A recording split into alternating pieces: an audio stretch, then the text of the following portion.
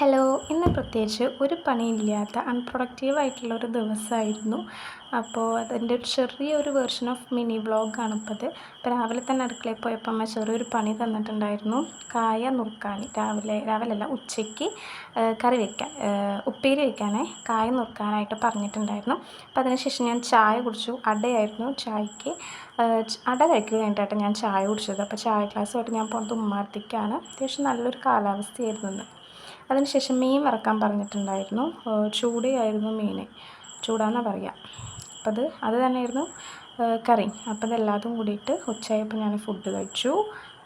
ഇത് ഞാൻ റീസെൻ്റ്ലി ഉപയോഗിക്കുന്ന ബോഡി ലോഷനാണ്, നിവ്യയുടേത്.